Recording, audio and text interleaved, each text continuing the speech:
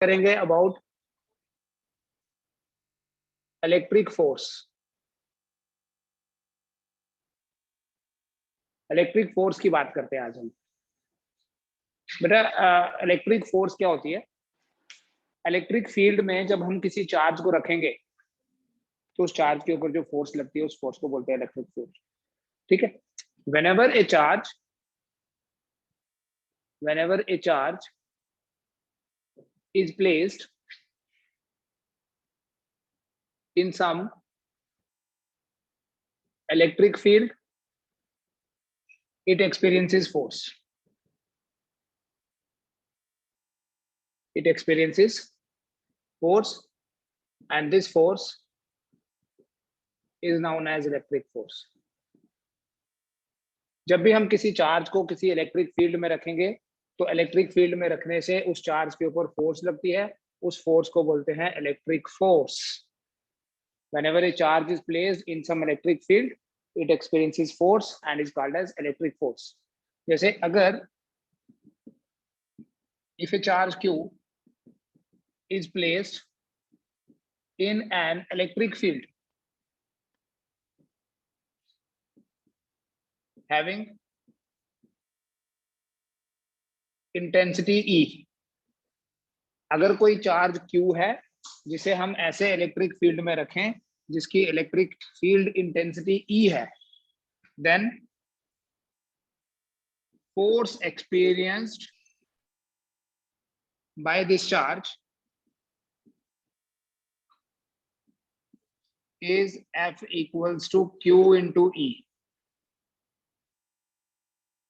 कोई भी चार्ज जब किसी इलेक्ट्रिक फील्ड में होता है तो उस चार्ज के ऊपर फोर्स लगेगी और वो फोर्स कितनी होगी? Q into E. ये एक्सप्रेशन उतना ही इंपॉर्टेंट है जितना आप मैकेनिक्स में जब फोर्स को डिफाइन करते हैं बोलते हैं F। जब भी F की बात करते हैं, जब भी फोर्स की बात करते हैं, मैथमेटिकल इक्वेशन एक ही हमारे दिमाग में आती है, F इक्वल्स टू ma। ठीक है। इलेक्ट्रोस्टैटिक्स में F is equal to Q into E और मैकेनिक्स में F equals to m into a। एक फोर्स की ही एक्सप्रेशंस हैं दोनों। ठीक है। तो ये एक्सप्रेशन एक्चुअली कहां से आया? आपने पढ़ा था बेटा, इलेक्ट्रिक फील्ड इंटेंसिटी की डेफिनेशन आपने पढ़ी थी। It is force experience per unit charge, E equal to F by Q. So what is F therefore? F is equal to Q0 into E. So F is equal to Q0 into E तब लिखेंगे अगर Q0 charge हो, but अगर हम general बात करें Q charge है, electric field में पड़ा हुआ है, तो उस Q चार्ज के ऊपर जो फोर्स लगेगी that is Q into E। ठीक है। अब इस फोर्स की डायरेक्शन की बात करते हैं कि हमारा जो चार्ज है वो पॉजिटिव है या नेगेटिव है, उससे क्या फर्क पड़ेगा। कोई इलेक्ट्रिक फील्ड हम कंसीडर कर लेते हैं, तो सिंपली ये याद रखें बेटा, इलेक्ट्रिक फील्ड, इलेक्ट्रिक फोर्स क्या होती है? किसी भी चार्ज पार्टिकल के ऊपर इलेक्ट्रिक फील्ड में जो फोर्स लगती है, जब भी किसी चार्ज पार्टिकल को इलेक्ट्रिक फील्ड में रखा जाए तो इलेक्ट्रिक फील्ड में उसके ऊपर जो फोर्स लगती है उस फोर्स को इलेक्ट्रिक फोर्स बोलते हैं। F is equal to Q into E। ठीक है। मान लीजिए हमारे पास कोई इलेक्ट्रिक फील्ड प्रेजेंट है, कोई यूनिफॉर्म इलेक्ट्रिक फील्ड ले लेता हूं मैं। सपोज ये कोई इलेक्ट्रिक फील्ड है,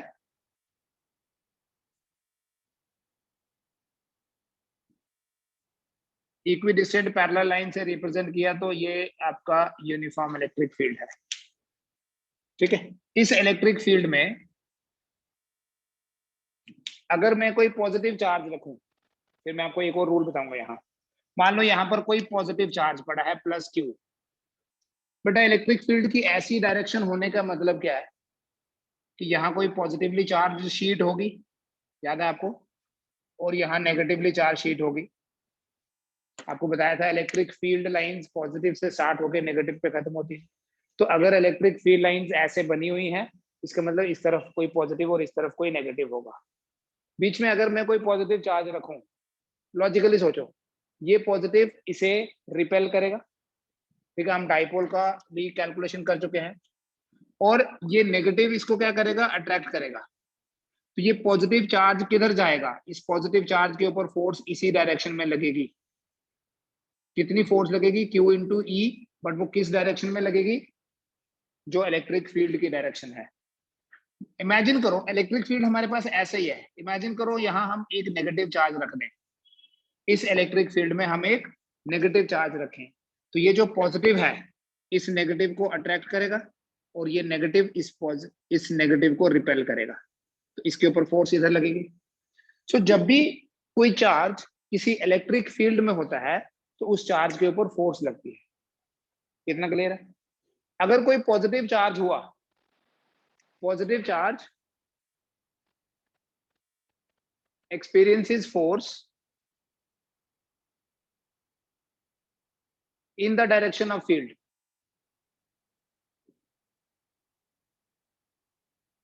किसी पॉजिटिव चार्ज के ऊपर जो फोर्स लगती है वो उसी डायरेक्शन में लगती है जो फील्ड की डायरेक्शन है। लेकिन अगर कोई नेगेटिव चार्ज हुआ,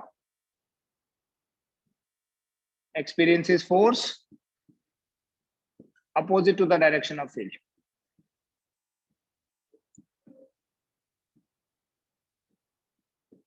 पॉजिटिव चार्ज के ऊपर फोर्स उसी डायरेक्शन में लगेगी जो इलेक्ट्रिक फील्ड की डायरेक्शन है, लेकिन अगर नेगेटिव चार्ज होगा तो force opposite to the direction of field लगेगी। फील्ड की डायरेक्शन तो गिवन होगी, मान लो ये फिर से मैं वैसी सिचुएशन दोबारा बता रहा हूँ, फील्ड की डायरेक्शन तो ऐसी है, तो इस इलेक्ट्रिक फील्ड में अगर कोई -2 कूलम का चार्ज है, कितनी फोर्स लगेगी वो तो हम Q इंटू ई से फाइंड कर लेंगे, बट उस फोर्स की डायरेक्शन क्या होगी, अगर यहाँ -Q है तो वो ये होगी। ऐसा हम मास के केस में नहीं बोलते, जब हम किसी मास के ऊपर फोर्स लगाते हैं तो एक्सेलरेशन और फोर्स की डायरेक्शन सेम होती है। Acceleration F is equal to M A है, F equal to M into A, तो एक्सेलरेशन की डायरेक्शन वही होगी जो फोर्स की डायरेक्शन है। लेकिन F equal to Q into E में F की direction along the direction of E होगी अगर Q पॉजिटिव हुआ, और F की direction opposite to the direction of E होगी अगर Q नेगेटिव हुआ। तो ऐसा पॉजिटिव और नेगेटिव हम मास के लिए नहीं मानते कभी भी कि मास पॉजिटिव है या नेगेटिव है, बट पॉजिटिव चार्ज हो सकता है, नेगेटिव चार्ज भी हो सकता है। तो किसी पॉजिटिव चार्ज के ऊपर अगर फोर्स लगेगी तो वो इलेक्ट्रिक फील्ड की डायरेक्शन में, और किसी नेगेटिव चार्ज के ऊपर फोर्स लगेगी तो वो opposite to the direction of field होगी। ठीक है, तो फोर्स का मैग्नीट्यूड वही है Q इंटू ई। कुछ पूछना तो बताओ। सपोज करो बेटा कि हमारे पास ये कोई पॉजिटिवली चार्ज शीट है और यहाँ नीचे एक नेगेटिवली चार्ज शीट है, तो इलेक्ट्रिक फील्ड की डायरेक्शन कैसी होगी, अपवर्ड की डाउनवर्ड? डाउनवर्ड। इलेक्ट्रिक फील्ड की डायरेक्शन हमेशा पॉजिटिव से नेगेटिव की तरफ होती है। ठीक है, यहां से एक पार्टिकल है, इस पार्टिकल का मास m है और इस पार्टिकल का चार्ज है q। जब सिर्फ q लिखा है तो मतलब पॉजिटिव होगा, तो इसके ऊपर जो फोर्स लगेगी, इस इलेक्ट्रिक फील्ड में रखने के कारण जो इलेक्ट्रिक फोर्स लगेगी वो नीचे की तरफ होगी। But at the same time अगर इसके मास की बात की हो रही है, मास की बात करी है, तो इसका वेट तो हमेशा होता ही नीचे है। तो यहाँ पर नेट डाउनवर्ड फोर्स क्या हुई, what is net downward force? F equals to Q E plus M G, या M G plus Q E लिखो, एक ही बात है वैसे, M G plus Q E. बेटा फोर्स होता है जनरली मास इंटू एक्सेलरेशन, तो हम लिख सकते हैं m into A is equal to M G plus Q into E. तो अगर आपको नेट डाउनवर्ड फोर्स की जगह नेट डाउनवर्ड एक्सेलरेशन बताना है तो एक्सेलरेशन कितना होगा, M G by M plus Q E by M. M और एम कैंसिल हो जाएगा, ए कितना आ जाएगा, G plus Q E by M.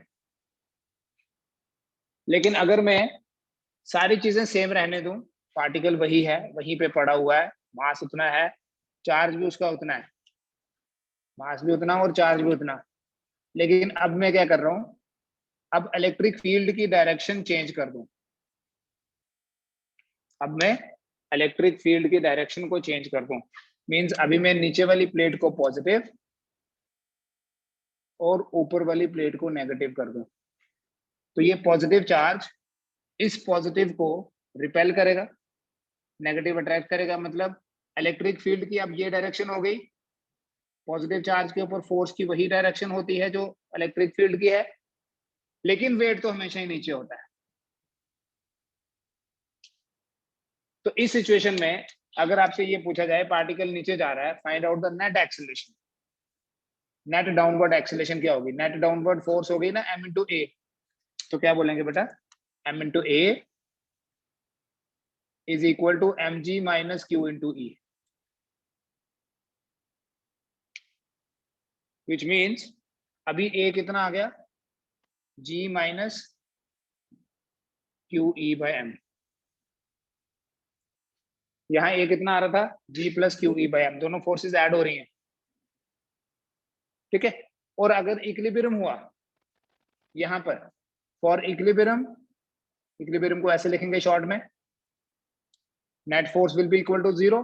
Equilibrium के लिए mg should be equal to QE। यहाँ इक्विलिब्रियम नहीं हो सकता है क्योंकि यहाँ दोनों फोर्सेस की डायरेक्शन सेम है।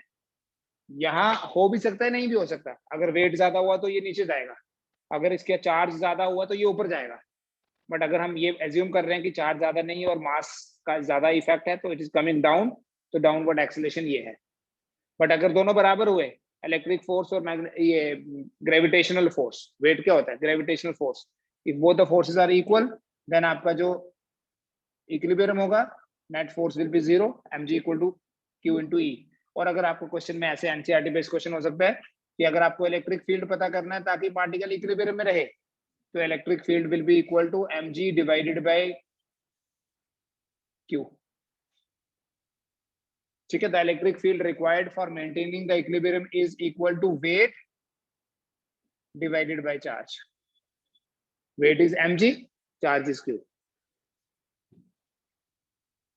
ठीक है। अगर किसी पार्टिकल को किसी इलेक्ट्रिक फील्ड में इक्विलिब्रियम में रखना है तो कितना इलेक्ट्रिक फील्ड होना चाहिए? पार्टिकल के वेट को 4 से डिवाइड करो। और ये चीज ध्यान में रखना, वेट तो हमेशा ही डाउनवर्ड होता है, तो इलेक्ट्रिक फील्ड ऊपर की तरफ होना चाहिए, ठीक है। एक और सिचुएशन बताऊंगा इसमें, एक सिचुएशन और देख लीजिए बेटा। सपोज करो ये एक पेंडुलम है जो हैंग कर रहा है फ्रॉम ए सपोर्ट, ये पेंडुलम है, ठीक है। इस पेंडुलम का ये जो बॉब है, ये जो स्फीयर है, इसका मास है m और इसका चार्ज है q, और यहां से कोई इलेक्ट्रिक फील्ड अप्लाई किया हुआ है इस डायरेक्शन में। तो इलेक्ट्रिक फील्ड अगर इस डायरेक्शन में है तो इसके ऊपर फोर्स लगेगी, ये लगेगी इसके ऊपर फोर्स q इंटू ई। और इस फोर्स के कारण सपोज करो ये पेंडुलम यहां आ गया,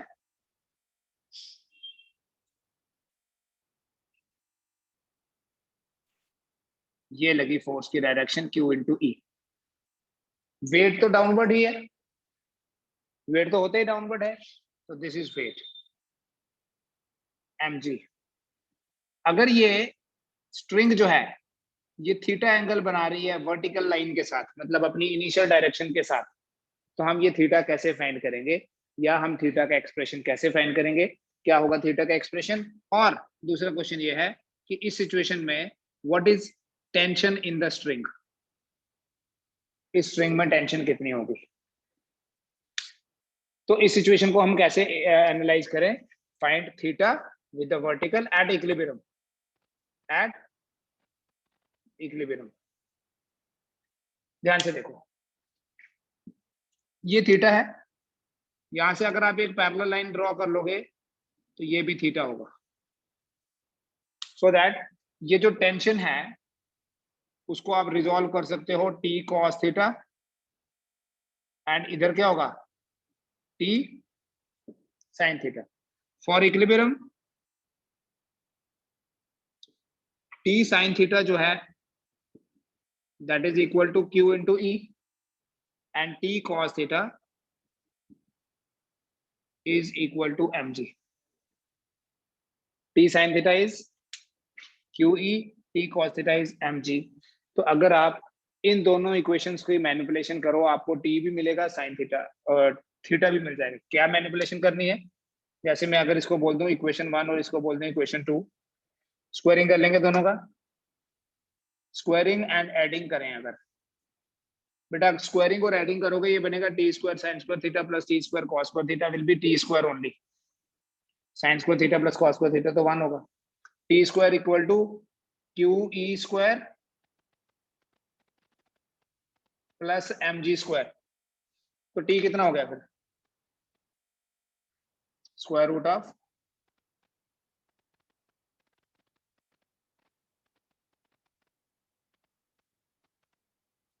Q E square plus M G square.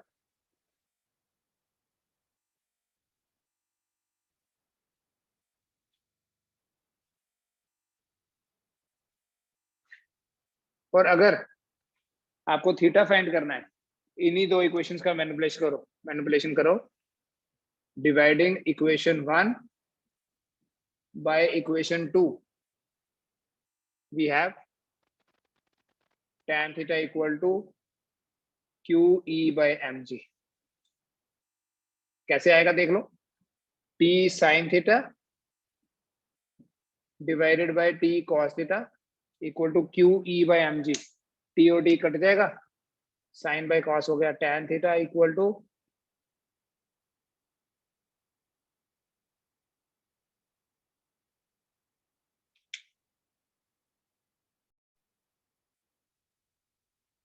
ठीक है। तो sine theta by cos theta हो गया tan theta, that is equal to electric force divided by weight. Q E is electric force and M G is wait.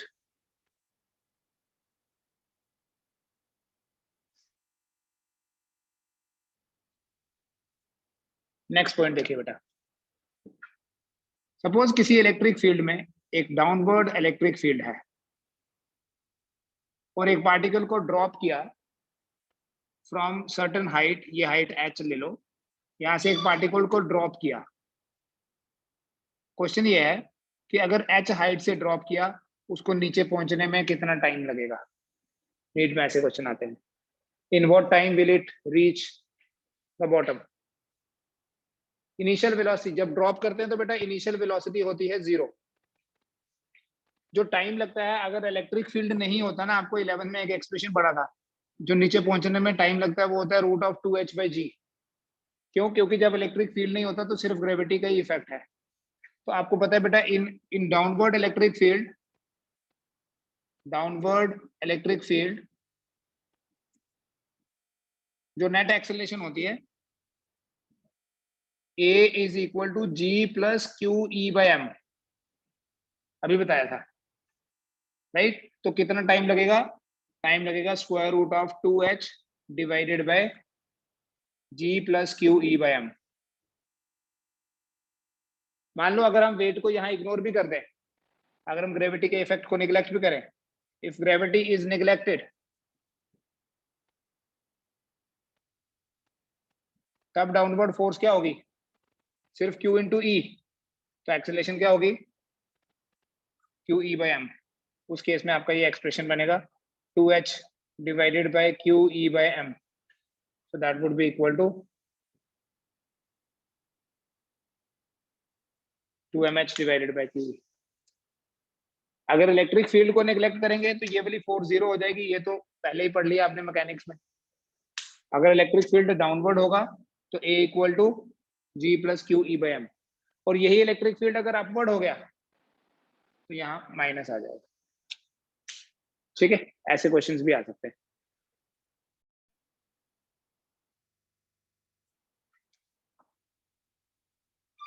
Suppose कोई electric field हमारे पास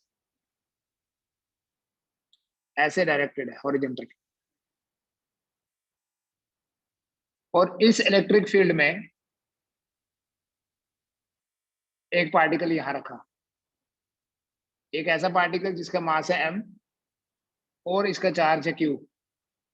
तो बताओ इस पार्टिकल की के ऊपर जो नेट फोर्स होगी वो कितनी होगी? नेट फोर्स भी फाइंड करो और नेट एक्सेलरेशन भी फाइंड करें कितनी कितनी होगी। What is the net force acting on the particle and what is the net acceleration acting on the particle? करो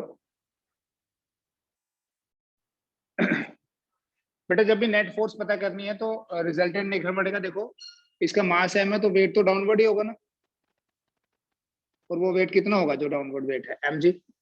और electric force is always in the direction of force. Electric field की direction में force लगती है। Electric force is always in the direction of field if we have a positive charge. यहाँ positive है। अब electric field की direction कैसी होगी? यहाँ सामने दिख रहा है कि ये पॉजिटिव है और ये नेगेटिव है। तो इलेक्ट्रिक फील्ड की बेटा ये डायरेक्शन है, इसलिए इलेक्ट्रिक फोर्स की ये डायरेक्शन होगी। कितनी होगी ये एफ? क्यू इंटू ई। अब पहले जो सिचुएशंस देखे थे उसमें या तो डायरेक्शन सेम थी या अपोजिट थी, तो कभी लिखते थे M G plus Q E, कभी लिख रहे थे M G minus Q E. यहाँ क्या है? यहाँ तो दोनों परपेंडिकुलर है। तो आपके पास एक फोर्स बन गई ये, दिस इज क्यू ई, दूसरी फोर्स आ गई है एम जी। तो इन दोनों का जो रिजल्टेंट है वो अगर फोर्स ही है ना, कोई एफ डैश है मान लो, एफ ही बोल दो, ठीक है। जो रिजल्टेंट है इसको फिर एफ नहीं बोलेंगे हम, इसको सिर्फ क्यू इंटू ई लिख दो। तो ये दोनों परपेंडिकुलर हैं, इस चीज में तो कोई डाउट नहीं ना है। हॉरिजॉन्टल इलेक्ट्रिक फील्ड है, सो हॉरिजॉन्टल फोर्स इलेक्ट्रिक फोर्स हो गई। और मैग्नेटिक ये जो ग्रेविटेशनल फोर्स है, जो वेट है, वो तो हमेशा ही डाउनवर्ड होता है। तो नेट फोर्स एफ कितना हो गया? Net force F is equal to square root of Q E का स्क्वायर प्लस एम जी का स्क्वायर। पता चला? जब भी दो वेक्टर्स आपस में परपेंडिकुलर होते हैं तो, राइट। और अगर आपको नेट एक्सीलरेशन पता करनी है, इसी फोर्स को लिख दो m into A.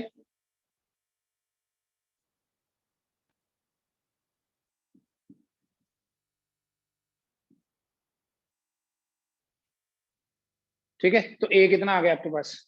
Net acceleration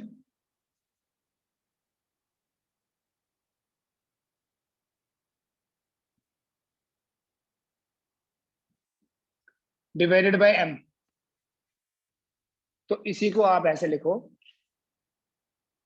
a equal to square root of, इसको भी रूट के अंदर ले लो तो Q E square M G square M square. Root के अंदर जाएगा तो एम स्क्वायर लिखना पड़ेगा ना, ऐसे तो एम है, जिससे क्या होगा आपका ये एम स्क्वायर और ये एम स्क्वायर कैंसिल, तो ए आ जाएगा square root of G square plus ये जी स्क्वायर रहेगा plus Q square E square. तो इस तरह से डिफरेंट सिचुएशंस के लिए आपको फोर्स कैलकुलेट करना आना चाहिए।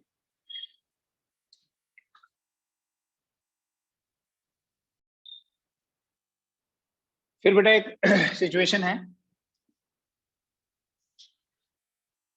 एक हमारे पास इलेक्ट्रिक फील्ड है जो अपवर्ड डायरेक्टेड है।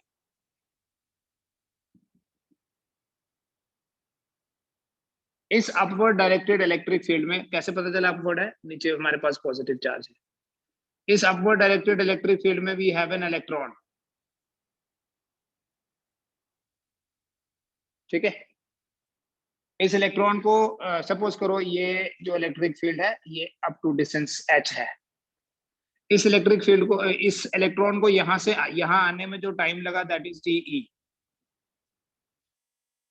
दूसरी तरफ हमने क्या किया, इस इलेक्ट्रिक फील्ड की डायरेक्शन को चेंज कर दिया। Now we have this is positive and lower plate is negative. Electric field की डायरेक्शन जो है वो रिवर्स होगी। अब क्या है, अब एक प्रोटॉन फॉल करता है through the same distance. Proton का चार्ज होता है बेटा प्लस ई, फॉल करता है क्योंकि हमने इलेक्ट्रिक फील्ड की डायरेक्शन भी चेंज कर दी और पार्टिकल का चार्ज भी चेंज कर दिया। तो अभी भी फोर्स जो है वो नीचे लगेगी। यहाँ पर भी जो फोर्स है इसके ऊपर दैट विल बी डाउनवर्ड। कैसे? इलेक्ट्रिक फील्ड ऊपर है, फोर्स डाउनवर्ड। क्यों? क्योंकि नेगेटिव चार्ज के ऊपर जो फोर्स लगती है वो opposite to the direction of field होती है। और अगर इलेक्ट्रिक फील्ड को चेंज करके पॉजिटिव चार्ज करें तो उसके ऊपर भी अभी डाउनवर्ड ही होगी, क्योंकि पॉजिटिव चार्ज के ऊपर जो फोर्स लगेगी वो तो in the direction of field होगी। तो नेगेटिव चार्ज के ऊपर opposite to the direction of field है। टीई और टीपी निकाल सकते हैं। कैसे निकालेंगे? देखो, ग्रेविटी फ्री रीजन में तो ऐसे लिखना है आपने, टी जनरल बात करो अगर, 2h by A means acceleration. अब इस सिचुएशन में अगर हम ग्रेविटी को इग्नोर करें, जी को जीरो माने, तो हम ए को कैसे फाइंड करते हैं? देखो, मैंने आपको बताया दो फॉर्मूले हैं फोर्स के, एक तो F is equal to M A, it is also equal to Q into E. तो ए को क्या लिख सकते हो आप? क्यू ई बाई एम लिख सकते हैं। तो यहां पर जब आप इलेक्ट्रॉन के लिए कैलकुलेशन करोगे तो इधर लिख देना E बाय एम ई। ठीक है, इलेक्ट्रॉन का चार्ज भी E है, सिर्फ उसका पोलैरिटी नेगेटिव है, मैग्नीट्यूड तो सेम है ना। और अगर आपने प्रोटॉन के लिए पता करना है तो उसके लिए क्या लिखोगे, square root of, again same electric field की डायरेक्शन रिवर्स की थी बस, E by M P. And आपको ये पता होना चाहिए इलेक्ट्रॉन और प्रोटॉन का चार्ज सेम है, मास में बहुत डिफरेंस है। Mass of electron is 9.1 into 10 raise पर माइनस 31 kg और प्रोटॉन का मास होता है 1.67 इंटू 10 रेज पर माइनस 27 kg। सो टीई और टीपी निकला, विच मीन्स अगर आपको टीई और टीपी के रेशो निकालना है तो that would be equal to square root of TE by TP निकालना है, it would be equal to square root of MP by ME.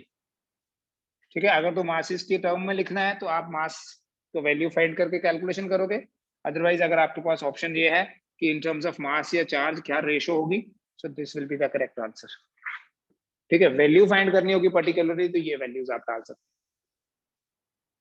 ठीक है, इतना कर लीजिए। ये हम सिंगल चार्जेस की बात करें, कल हम बात करेंगे, कल means tomorrow Sunday, behaviour of dipole in an electric field. ठीक है, डाइपोल की बात करेंगे, किसी इलेक्ट्रिक फील्ड में क्या उसका कैसा बिहेवियर होता है। एक मिनट रुकना, कल भी ये टीई निकाला ना, TE is not E by M E, TE तो 2h भी था ना, 2h बाय, तो वो कैंसिल हो जाएगा, यहां गड़बड़ हो गई। TE is equal to 2h divided by E by M E, ऐसे आएगा। और यहाँ पर टीपी क्या आएगा, ये तो भूल गए, 2h divided bye acceleration, acceleration proton के ऊपर होगी ई bye MP, so this MP will go up. सब चीजें कैंसिल हो जाएंगी, चेक कर लेना इसको दोबारा से, गलती से मैंने यहाँ एक्सेलेरेशन ही लिख दी, it should be 2h by A. तो आपके पास टी बाय, ये h सेम है, e सेम है, स्मॉल e भी सेम है क्योंकि इलेक्ट्रॉन और प्रोटॉन की बात की है। So TE by TP will be equal to square root of ME by MP। ठीक है, ये गड़बड़ नहीं कर देना, टाइम जो है वो इनवर्सली प्रोपोर्शनल टू एक्सेलेरेशन है, तो इनवर्सली प्रोपोर्शनल टू एक्सेलेरेशन हुआ मतलब डायरेक्टली प्रोपोर्शनल टू मास है टाइम।